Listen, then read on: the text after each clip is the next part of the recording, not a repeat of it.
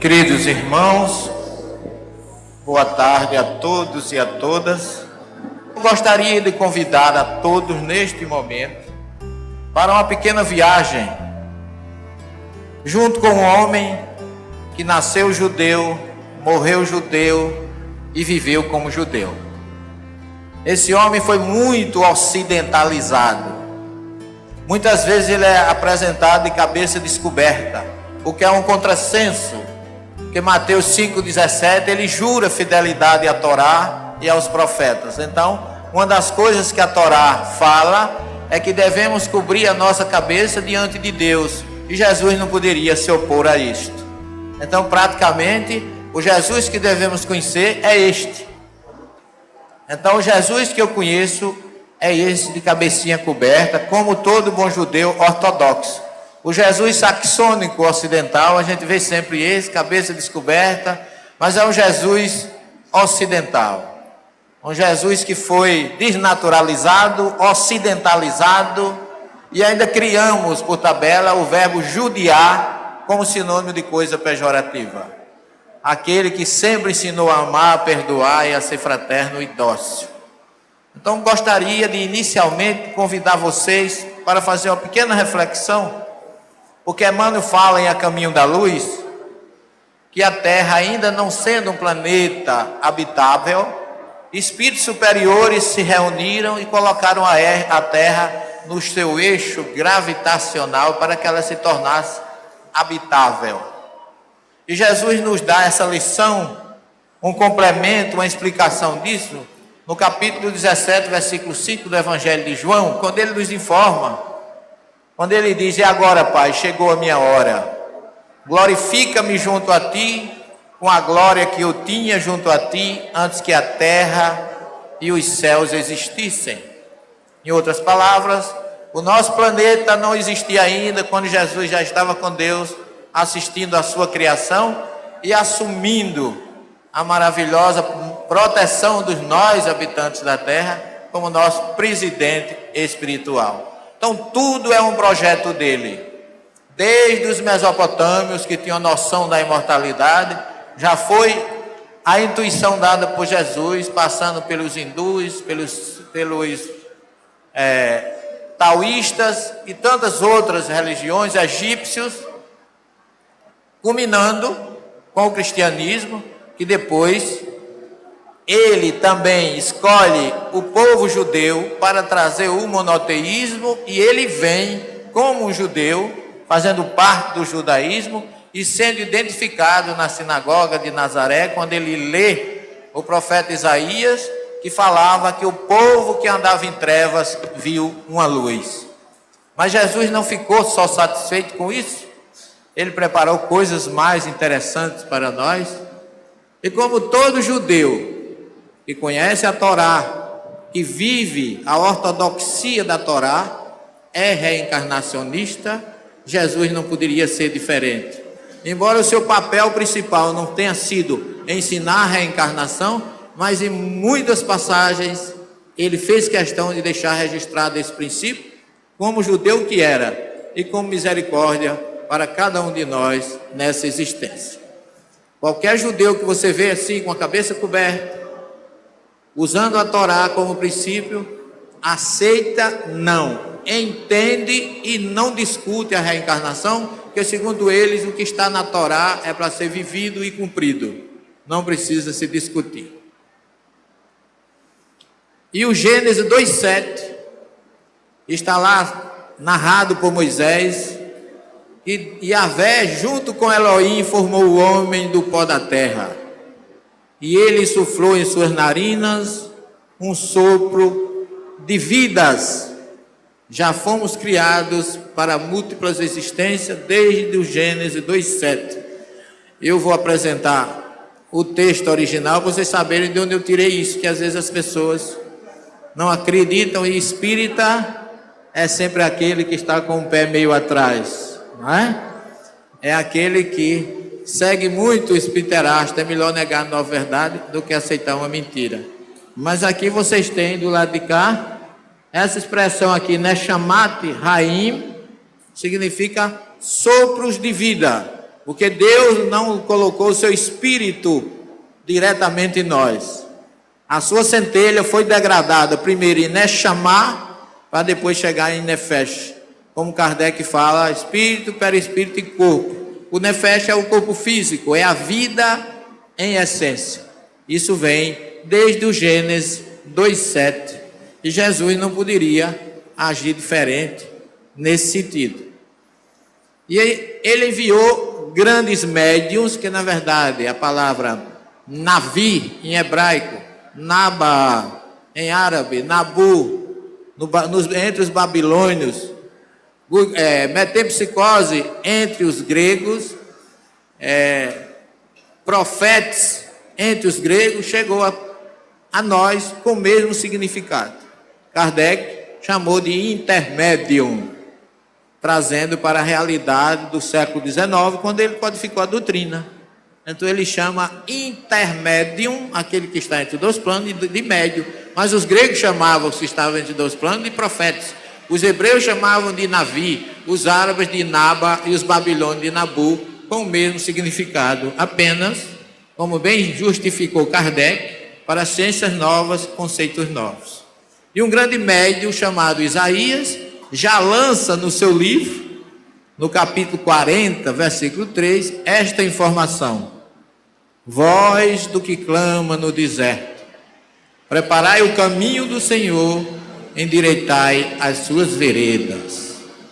Na sequência, encontramos o profeta Malaquias, cuja palavra hebraica Malach é mensageiro e Yah é Deus, mensageiro de Deus, e coloca no seu capítulo 3, versículo 28 do seu livro, essa narrativa: eis que vos enviarei o profeta Elias, antes que venha o grande e temível dia do Senhor. Ora, o profeta Elias havia vivido lá em torno do ano 750 antes de Jesus. Como é que ele poderia ser enviado para receber o mestre? Só poderia ser reencarnado. O texto original, Malaquias 3:23, está aqui. Rine Anochi Sholeach, eis que eu vos enviarei, Lachem, para vocês, et Eliyahu Hanavi, o profeta Elias. Lifinei, antes, bo que venha, Yom Yavé, o dia de Yavé, Hagadol ve Hanorá, grande e terrível e especial. Então está lá em Malaquias 23.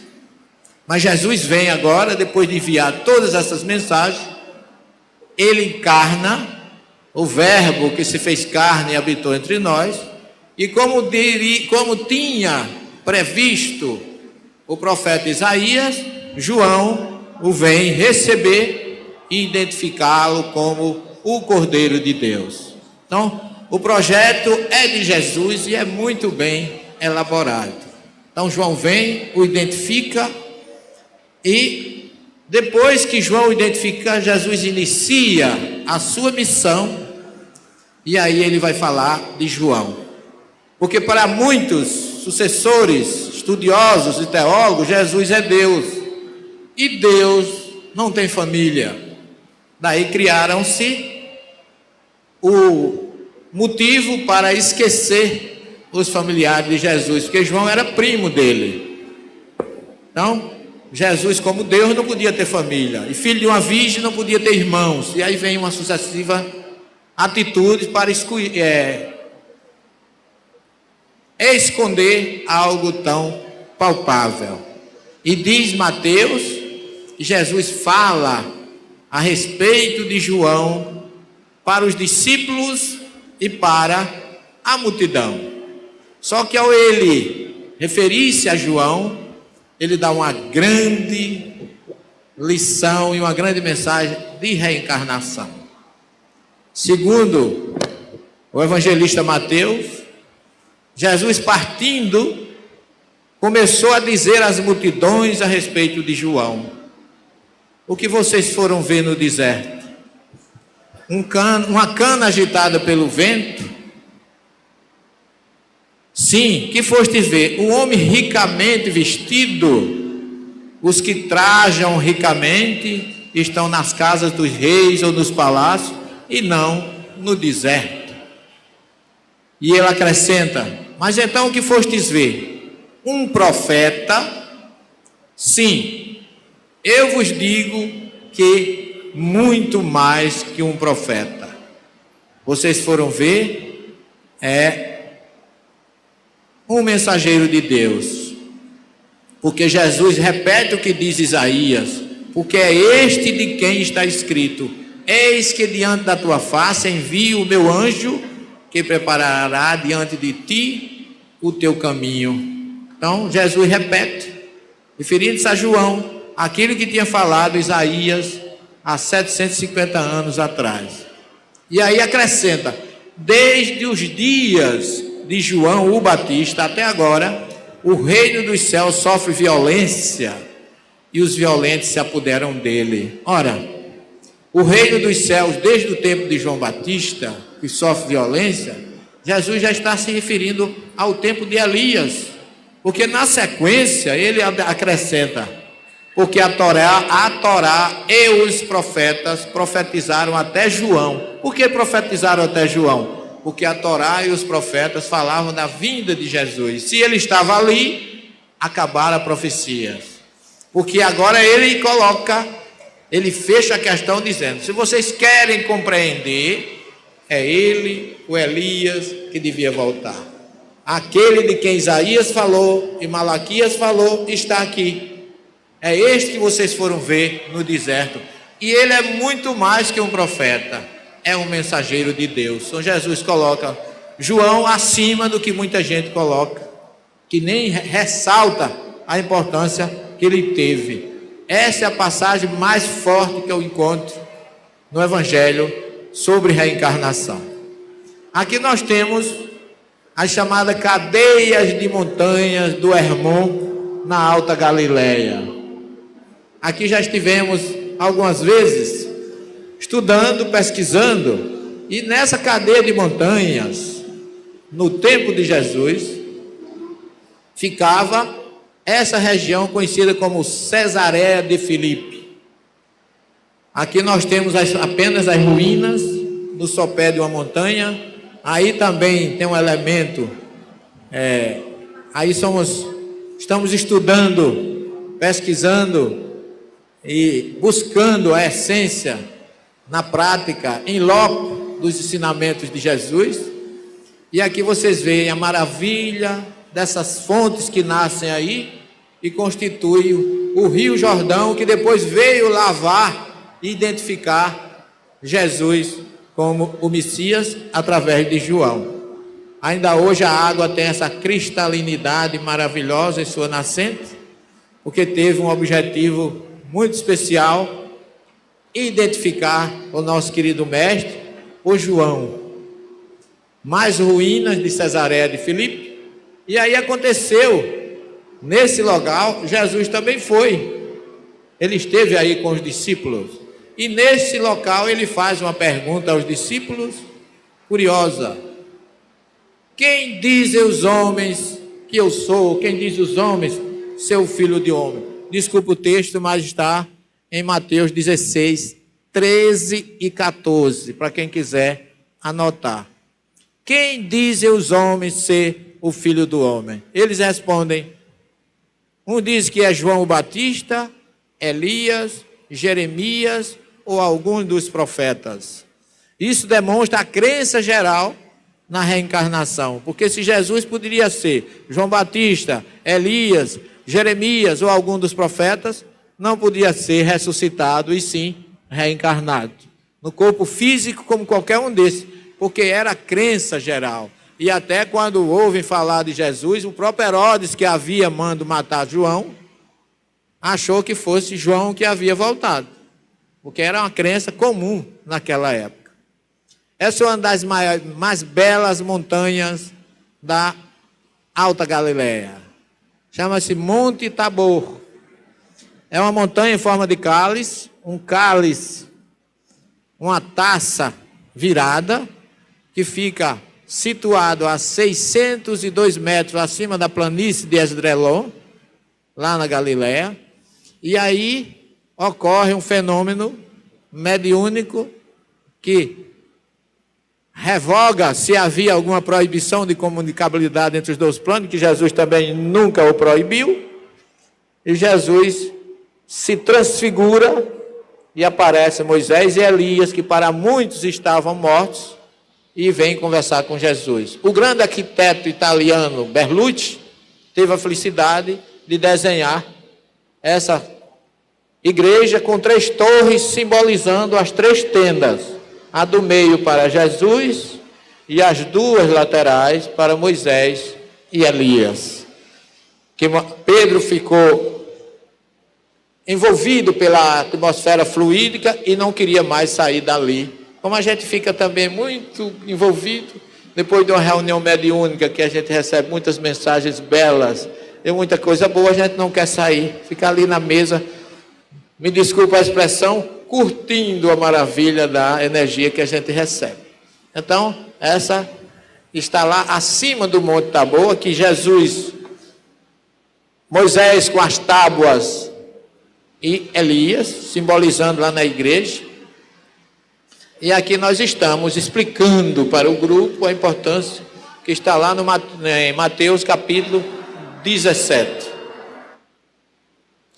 E ao descerem dessa montanha, Jesus ordenou-lhes: não digas a ninguém essa visão, até que o Filho do Homem ressuscite dos mortos. Os discípulos perguntaram: por que razão os escribas dizem que é preciso que Elias venha primeiro? Respondeu-lhe Jesus: certamente Elias terá de vir para restaurar todas as coisas, ou tudo. Mas eu vos declaro que Elias já veio e não o reconheceram. Antes fizeram-lhe tudo o que quiseram.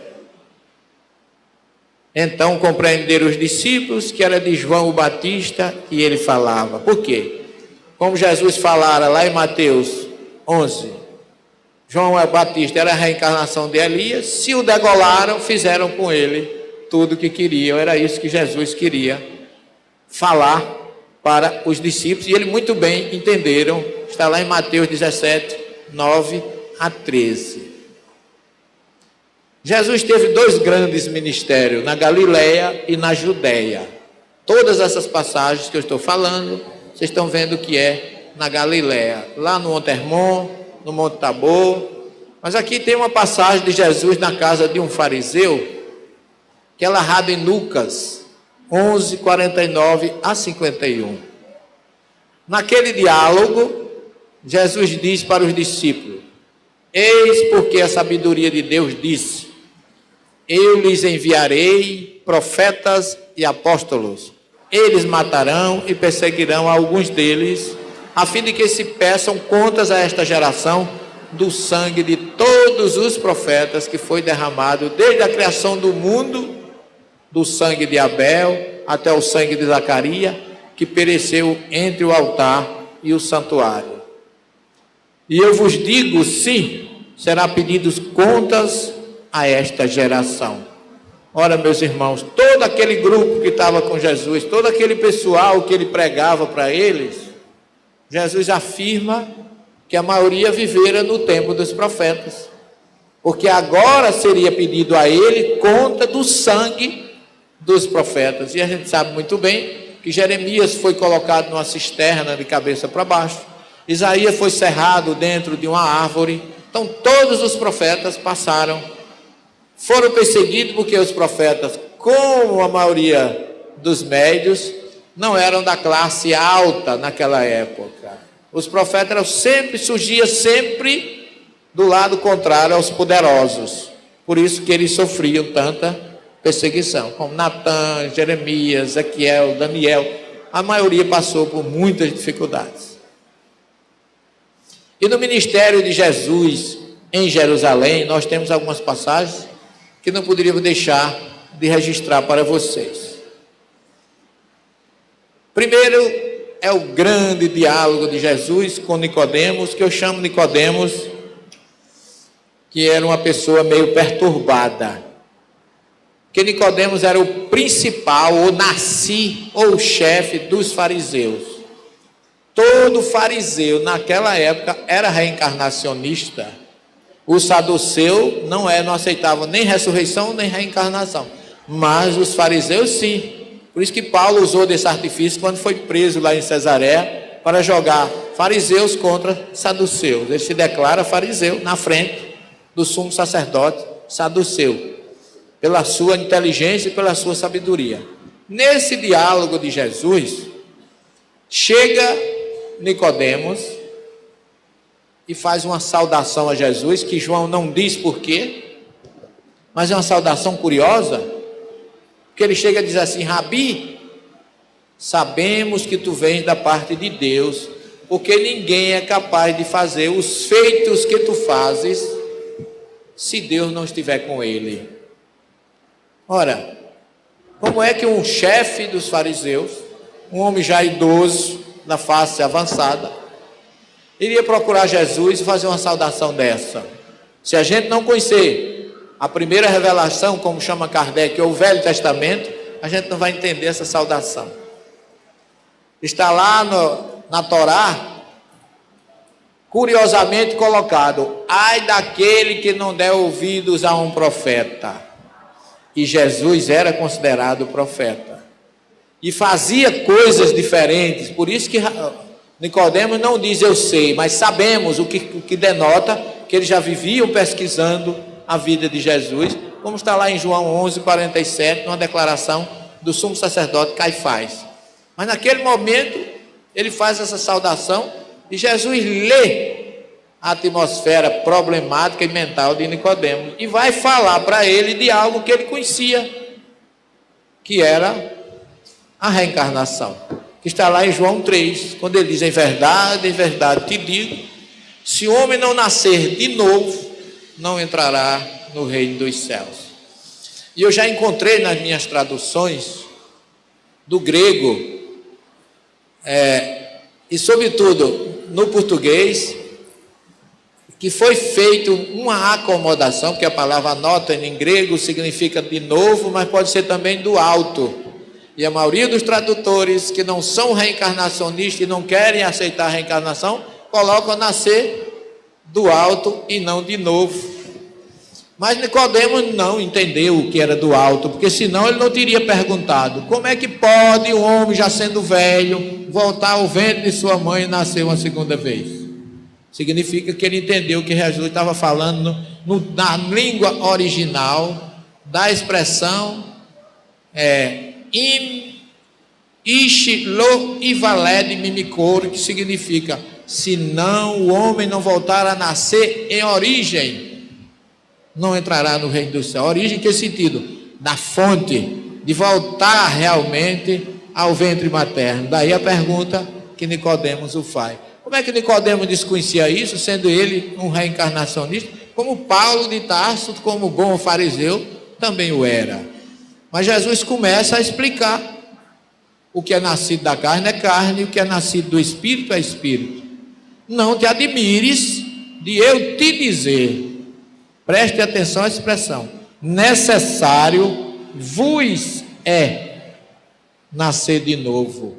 É como se eu estivesse falando com o nosso presidente ali e dizer assim: em verdade, é preciso, não te admires que eu te diga, que eu diga a ti, necessário vos é nascer de novo. Ele não disse necessário te é, não particularizou o diálogo, embora estivesse falando com Nicodemos, mas ele diz necessário vos é, querendo dizer que a reencarnação é para todos. Curiosamente, eu dou aula na universidade e tenho alguns alunos que são pastores. E você falar de reencarnação para pastor, eu não sei se alguém aqui já teve essa experiência de dar aula sobre reencarnação para pastor, e eu não desejo a nenhum de vocês. É curioso como eles reagem de uma forma forte. Deus realmente seria injusto, não seria o Deus que nós conhecemos, se não desse condições a gente de voltar mais uma vez para pagar o que a gente deve. Quando a gente encontra alguém que facilita a nossa vida, até do ponto de vista material, a gente agradece, é ou não é? Você vai comprar uma TV de R$ 2.500, você não tem o dinheiro, mas quando o vendedor diz que divide em 10 vezes no cartão, esse rapaz é tão bom, não é? Está facilitando minha vida, é uma coisa material tão insignificante. Imagina Deus na sua infinita misericórdia. Quando chegar lá, a gente que puxar o nosso pendrive, porque lá já tem pendrive, com tudo anotadinho, joga lá no computador, quando vier a nossa conta, nós estamos numa dificuldade imensa, mas Deus vai dizer, olha, professor Celestino, não vai me chamar de professor não, ô Celestino, coisica, tua conta está alta, e eu vou dizer assim, Senhor, tem piedade de mim, não tem problema, vamos negociar, 80 reencarnações de 70 anos, tá bom. Ora, para chegar no reino dos céus, eu vou perfeitamente aceitar o negócio, porque é vantajoso. E Deus faz isso na maior das tranquilidades, gente. Ele é misericordioso, é justo, é bom. Ele nos dá essa condição, a gente tem chance de recomeçar de onde falhou. Dever não é bom, mas poder pagar é melhor ainda. Não é? Não é bom poder pagar? A palavra, curiosamente, a palavra Jerusalém, em hebraico, Yerushalayim, significa ir, cidade. Lechalem é o verbo pagar. Cidade do pagamento. Que as caravanas passavam lá e pagavam os impostos. Mas há alguns que dizem que é a cidade da paz. Yerushalom, que também em hebraico é paz. Perguntando certa feita a um rabino se era a cidade do pagamento ou cidade da paz. Ele me deu uma resposta curiosa. Ele disse os dois. Porque quem paga o que deve, dorme em paz. Então vocês observem que realmente é a misericórdia divina dando a chance, como Jesus mostra a Nicodemo, necessário vos é, porque eu fui seminarista durante muito tempo, católico, ortodoxo, e eu, embora católico ortodoxo, eu não entendia as diferenças humanas, de cor, de raça, de sexo, de situação crítica, gente que nasce no apogeu, gente que nasce na tristeza, e se não fosse a reencarnação, eu não iria entender jamais essas diferenças. E Jesus acrescenta para Nicodemo, o Espírito age onde quer, ouve o seu ruído, mas não sabe de onde ele vem nem para onde vai. Se você não sabe de onde ele vem, é porque ele já veio de algum lugar. Se não sabe para onde ele vai para um outro lugar. Enquanto ele vem, que ele vai, ele pode ir novamente e voltar. Tudo no universo repete-se. As estações do ano, o sol nasce todo dia, as estrelas, os astros, tudo tem ciclo. Só o Espírito não teria, mas o Gênesis 2:7, como eu já mostrei no início, somos criados, o Neshamat Haim, para múltiplas existências. A gente gasta muitos corpos, mas o Espírito é único. Em João 5, 28 e 29, Jesus é fantástico, porque ele coloca uma explicação que a gente encontra dúvida lá em Daniel 12, versículo 2. Você vai encontrar Daniel acompanhando os egípcios, falando de ressurreição. Ele diz que muitos dos que dormem no pó despertarão. Uns para a ressurreição eterna, ou ressurreição de vida, e outros para a vergonha eterna, segundo alguns tradutores, que não é bem isso, eu vou esclarecer. Já Jesus diz, não vos maravilheis disso, porque vem a hora em que todos, não é só muitos ou alguns, mas todos os que dormem, ou que se acham no sepulcro, subirão a ouvir a voz dele. Subirão deles, ou seja, dos túmulos, a ouvir a sua voz. Os que praticaram o bem para uma ressurreição de vida, ou de vidas. E os que praticaram o mal subirão para serem julgados. Eu tenho 15 Bíblias traduzidas em português, colocando para serem condenados eternamente. Se Jesus tivesse vindo trazer essa mensagem, ele teria perdido a viagem, ou ele não viria. Porque ele é que diz, não se perderá nenhuma das ovelhas que o Pai me confiou. Eu tenho outras ovelhas que não são deste rebanho, mas estas também, ao me conhecerem, farão parte dele e haverá um só rebanho e um só pastor. Então está fechado que é para todos nós. Então Jesus nunca iria dizer que uns iriam para a ressurreição da vida e outros para a condenação eterna. Vamos ter 15 Bíblias em português que falam disso. Olha, o termo hebraico é ladim. Lá vou ler ladim. E para o tribunal para ser julgado, porque a cada desencarne há um julgamento. Paulo diz isso em Hebreus 9:27, que muitos usam contra a reencarnação. Ele diz: depois da morte está o homem fadado ou predeterminado a morrer uma só vez. O homem aí é o homem físico, o corpo físico. Esse baixinho aqui que vos fala, de CPF 805-139-308/25, só morre uma vez. Esse corpo, mas meu espírito continua e vai animar um outro corpo, como foi João Batista animando o corpo de Elias, animando agora o corpo de João, como João Batista. E por isso que Jesus disse, o hebraico fala ladim, dim hebraico é tribunal, ledim é para o tribunal, para ser julgado. O grego fala de kriseos e o hebraico fala de judice. Como eu sei que tem muitos juristas aqui, sabem que um processo sobre júdice é que está em julgamento, ainda não foi concluído. Então Jesus fala que haverá aqueles que já evoluíram não precisam mais voltar. Em outras palavras, é isso que ele está dizendo em 5:28 e 29. Isso aqui é uma planta de Jerusalém no tempo de Jesus. Você tem o tempo de Herodes, tem essa parte. Isso aqui é o que chama tanque de Siloé. Esse tanque está bem perto da cidade de Davi, que fica aqui.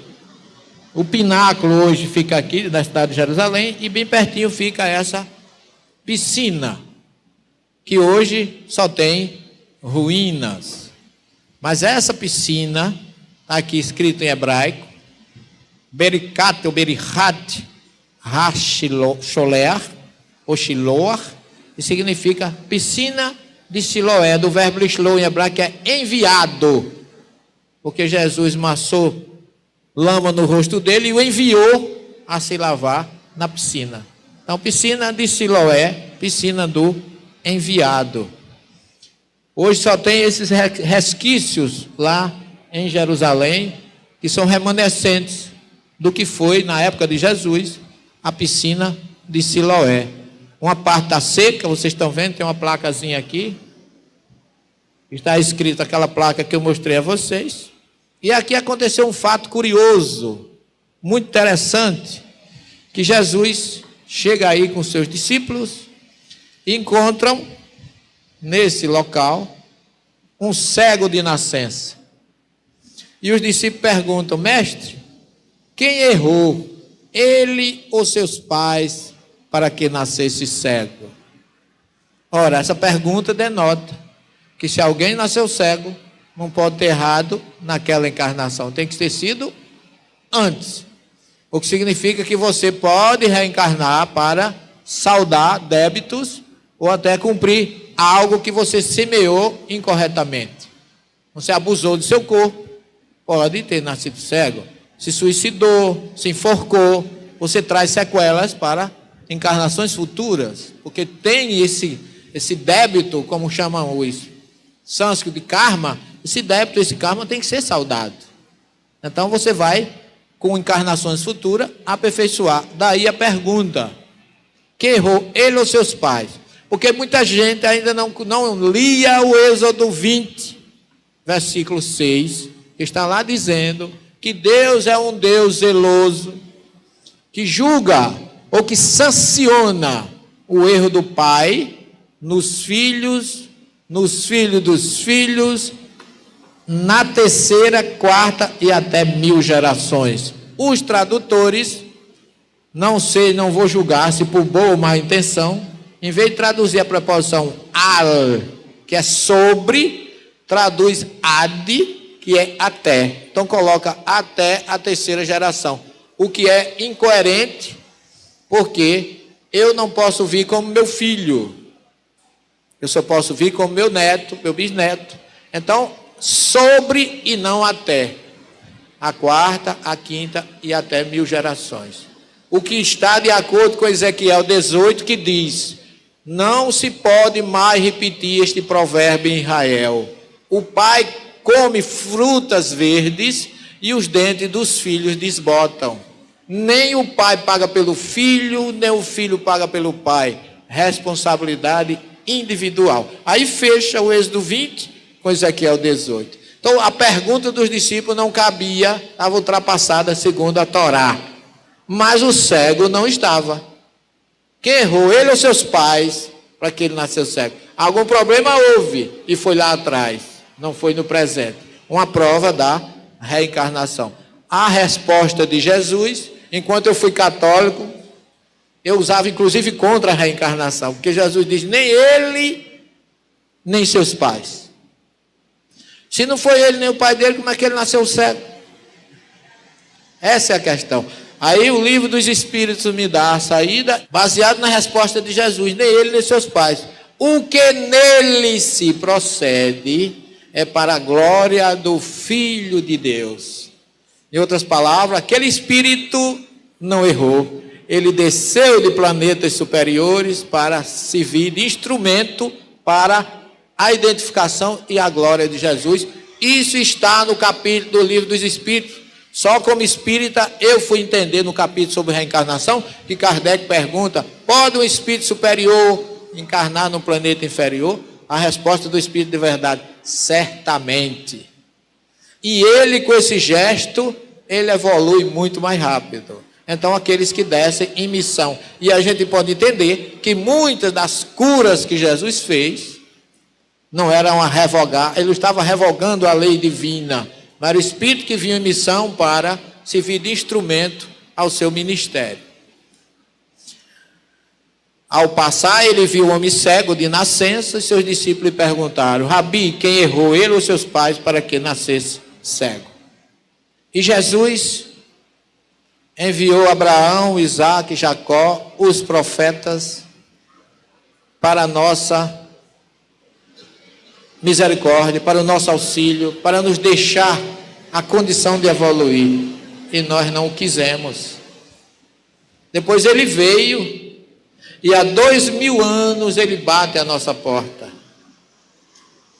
Depois de 2000 anos batendo a nossa porta, no século XIX, ele envia o grande mestre leonês Allan Kardec para nos trazer o que eu chamo de ressurreição do Evangelho. Porque o cristianismo de Jesus está esquecido desde o começo do século IV, desde a implantação do Concílio de Nicéia.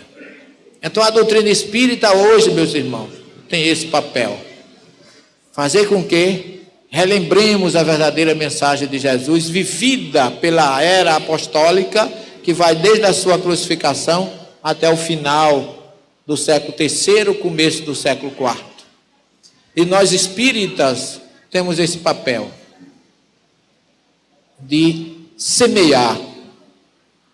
Eu vejo um encontro desse, nós espíritas estamos recebendo além daquilo que até eu poderia dizer merecemos, com tantas luzes, tanta maravilha que nos envolve.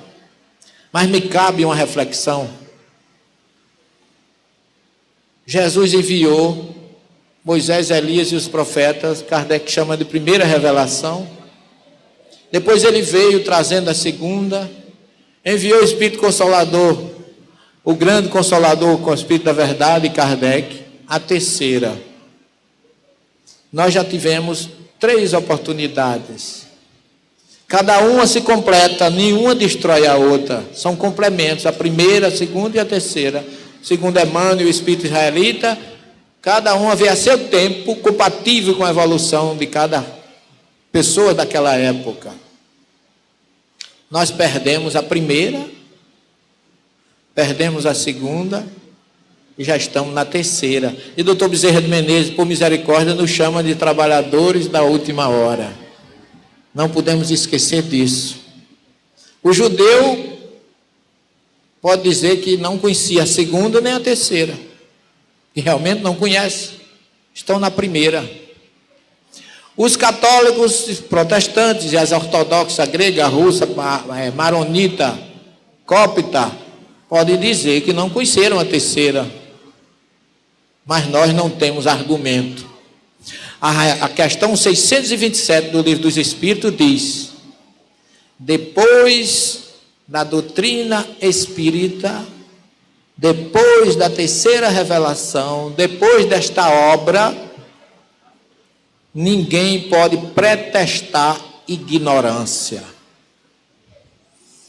Os judeus têm argumento, os outros cristãos têm argumento.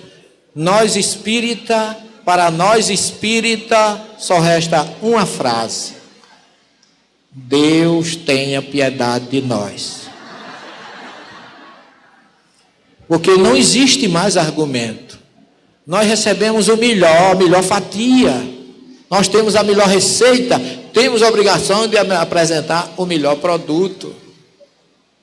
O Espiritismo realmente não impõe, ele expõe. Mas Jesus diz que a cada um será cobrado segundo o que foi dado. A cada um segundo suas obras. Eu, dando aula lá na universidade, eu falando dessas questões, um pastor olhou para mim e disse assim: professor, eu sou obrigado a acreditar no que o senhor está dizendo? Eu digo: claro que não. Você só não pode amanhã dizer que não foi avisado.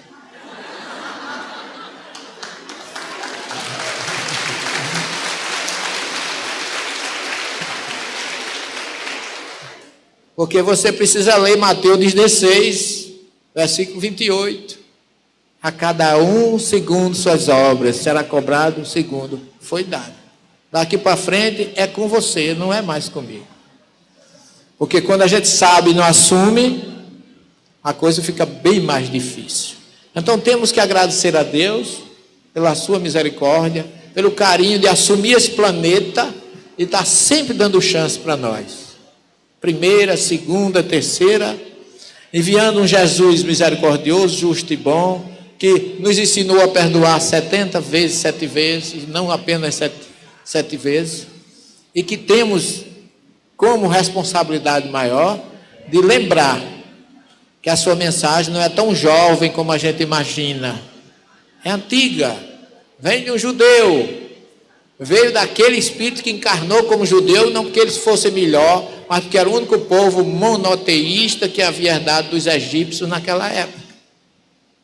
Portanto, temos a obrigação de refletir, e eu digo a vocês, nesses 150 anos do Evangelho segundo o Espiritismo, eu tenho agradecido muito a Deus como espírita, porque esta obra foi a ponte de luz entre o ex-católico, ortodoxo, teólogo, seminarista e a doutrina espírita. Se não fosse o Evangelho segundo o Espiritismo, eu não seria espírita. Embora conhecesse a filosofia, conhecesse a ciência, como cientista que sou e pesquisador. Mas esse Evangelho foi a luz na minha vida, num dos momentos mais difíceis que eu tive. Então tenho que agradecer do fundo do meu coração essa obra maravilhosa que nós espíritas ainda não conhecemos. Quando eu vejo o Espírito São Luís dizer: esta obra fará com que a Terra deixe de gravitar entre os planetas das sombras, eu entendo que essa obra realmente é luz divina, e que o papel que esse homem, o nosso querido mestre Leonês, teve em trazer e receber essa obra para nós, ele realmente, como diz o Espírito da Verdade, tinha a fé dos que removem montanhas. E nós precisamos ter essa fé, mas não a fé crença simplesmente, mas a fé prática, como diz Tiago. A palavra emuná em hebraico vem de imune, imune é exercício, e emuná é fé, e fé é exercício do bem em favor do que me cerca. Por isso que Tiago diz: mostra-me a tua fé sem obras, que eu te mostrarei a minha fé pelas minhas obras. Queridos amigos, que esses 150 anos não passe despercebido. Para mim é um ano muito importante, porque completo 50 anos de estudo teológico, 33 anos de estudo da doutrina espírita voltada para o Evangelho, para a Bíblia. Porque a Bíblia é o livro que pode ser considerado o maior repositório de fenômenos mediúnicos da humanidade. E nós espíritas não podemos desconhecer isso, porque quando os ortodoxos, nossos queridos irmãos, que são muito literais, querem usar a Bíblia contra nós, usemos a Bíblia ao nosso favor e a favor deles também, para libertá-los dessa teologia literal e unilateral que cega. Porque a fé sem racionalidade é fanatismo. E a ciência sem fé, ou sem religião, ou sem um princípio espiritual, é ateísmo. E precisamos unir as duas coisas. Portanto, que Jesus e que Kardec possa permanecer nos nossos corações nesses 150 anos de doutrina, libertando-nos do atavismo ortodoxo fanático. Imitemos Kardec. No Evangelho segundo o Espiritismo está o princípio do ensino moral de Jesus, onde todas as crenças do mundo podem se encontrar. E que nós possamos ser compreensíveis com aqueles que ainda não entendem a maravilha dessa doutrina e amá-los, e convidá-los, e respeitá-los como eles o são. Espíritos em busca da luz maior, que é Jesus, nosso mestre amigo. Fiquem com ele, uma boa tarde, muita paz a todos.